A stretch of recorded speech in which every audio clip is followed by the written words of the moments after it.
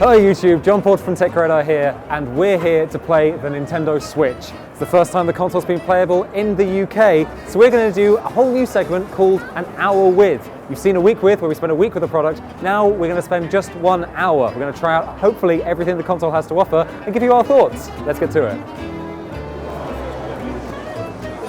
So first impression is pretty good. The screen itself is nice and colourful. It hasn't got that sharpness of a 1080p screen because it's only 720p, but having said that, it's a massive improvement over the Wii U's gamepad because it's just a much brighter, more colourful screen. And actually when I was holding it, it felt like a very competent handheld. It didn't feel like the Wii U's gamepad, which was like a kind of a console first with a gamepad attached. This thing feels like a decent screen in its own right. First impressions of the graphics, the new Zelda game. Seems slightly more jagged. On the big screen, so this is outputting at 1080p.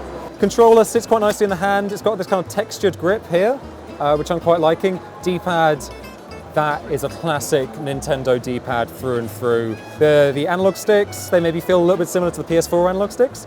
And buttons, these buttons are quite big. Weirdly, they're like kind of quite oddly spaced. They're like slightly wider.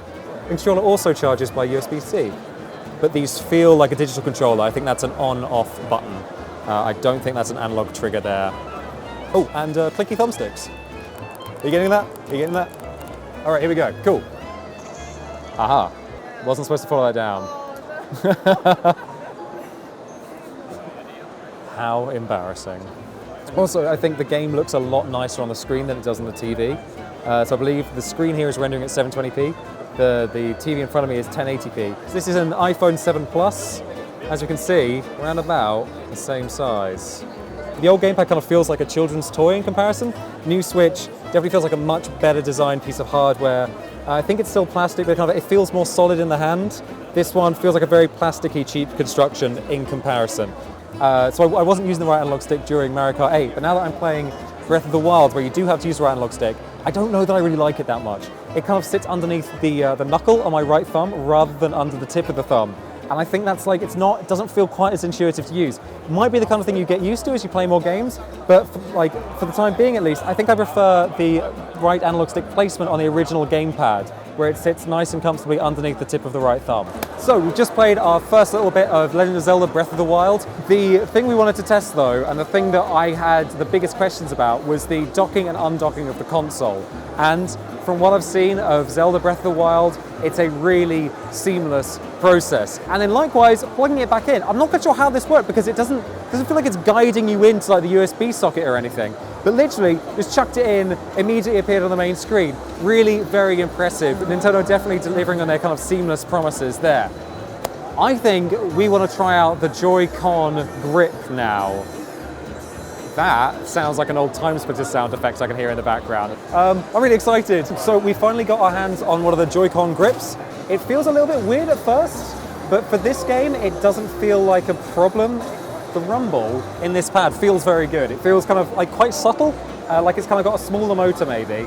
Personally, I kind of prefer using the Pro Controller, but I think this one will kind of work in a pinch or maybe for a second player, that sort of thing.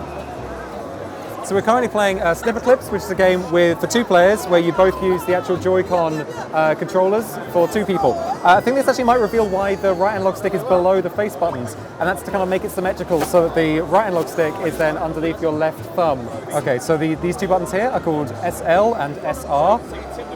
This is working really nicely for like a demo like this, which is kind of like a slower pace, kind of like puzzle game, that sort of thing. Right, so we've just done a comparison between the controllers of the Vita, the 3DS, the Wii U, and of course the new Nintendo Switch. Now, in terms of analog sticks, the analog stick on the Nintendo Switch is very similar to the Vita. If you've used the Vita, you probably know what the analog stick on the Joy-Con controllers is like.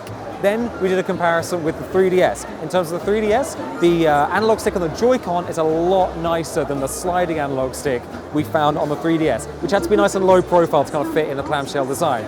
But the D-pad on the 3DS, I think, is substantially better. So we came into this event thinking that we only have about 3 ways of playing with the Switch, but from going around... Sorry, I've been silly, sorry. So I thought you were like pointing behind me, you're like, oh my god, it's Shigeru Miyamoto. Like, what? Anyway, sorry. So when we came into this event, we thought there'd only be about 3 ways of playing, but from walking around, there seems to be a huge range of different ways that people are making use of this control scheme. We're counting at the moment about like 5 or even 6 different ways of playing the Nintendo Switch. So that was our first hour with Nintendo's new Nintendo Switch, and to be honest, I was actually quite impressed. The screen itself, although it's only 720p, actually has like a nice amount of vibrancy to it. This isn't the kind of like murky, washed out screen that we found on the Wii U gamepad. As for games, there are some quite good games here, but that's really where this console is going to need to prove itself. Breath of the Wild was very, very good, but you have to remember that's going to be available on the Wii U too. Splatoon 2 was fun, and Mario Kart 8, a surprisingly competent remaster that, if I'm honest, I think I'm going to return to. In terms of controllers, I was really impressed with the Pro Controller. That's a classic Nintendo controller, it's got the full D-pad, no worries there. I was a little bit more concerned about the Joy-Con controllers. They seem to have been designed so that they can work well while split apart, but unfortunately that means that the placement of the right analog stick is a little bit weird, and the D-pad is split so it can work as face buttons. I wasn't quite a fan. Ultimately, it's quite expensive for a Nintendo console. £280 in the UK, $300 in the States, which means that it's competing directly with the PS4 and the Xbox One. Whether it can stand up to them will really depend on the quality of its games going forward. We've got a Mario game coming before the end of the year. Will it be enough? Who's to say?